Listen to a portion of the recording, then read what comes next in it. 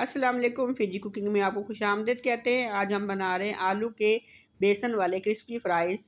नहायत ही आसान रेसिपी है और बहुत जल्दी रेडी हो जाते हैं। अफ्तार में इसको ज़रूर बनाएं। तो चने शुरू करते हैं। आलू हमने धो के छील लिए थे और इस तरह हमने फ्राइज़ की शक्ल में काट लिए हैं। 2 चम्मच हमने मैदा लिया है। 4 चम्मच हम इसके अंदर बेसन डालेंगे।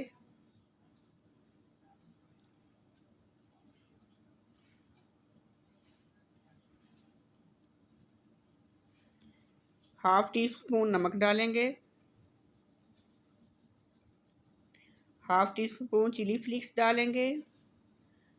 Red chilli powder half teaspoon, धनिया सूखा हाफ़ टी स्पून और गार्लिक पाउडर हमने इसके अंदर हाफ़ टी स्पून और बेकिंग पाउडर 2 चुटकी, अजवाइन 2 चुटकी। सब चीज़ों को डाल के मिक्स कर लें।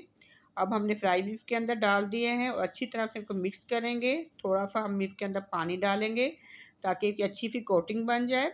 ऑयल हमारा दरमियाना गर्म होना चाहिए। इस पे हमने ये आलू सारे एक एक करके डाल देने हैं, इकट्ठे नहीं डालने। इकट्ठे डालेंगे तो फ्राइज़ आपस में जुड़ जाएंगी। इस तरह सारे फ्राइज़ एक एक करके हमने ऑयल के अंदर डालने हैं। ऑयल को हल्की आंच पे, दरमियानी आंच पे आपने फ्राइज़ को बनाना है ताकि अंदर से भी अच्छी तरह से पक जाएं। जब एक साइड से पक जाएंगे तो हम साइड चेंज कर देते हैं। एक साइड से पक जाएं तो आप साइड चेंज कर दें और इसको हल्की आंच पे 2 से 3 मिनट के लिए रखें ताकि फ्राइज़ अंदर से भी क्रिस्पी हो जाएं और अच्छी तरह से पक जाएं। जब ये गोल्डन ब्राउन हो जाएंगे तो हम फिर इसको निकाल लेते हैं। फ्राइज़ हमारे रेडी हो चुके हैं। अब हम इसको डिश आउट करते हैं।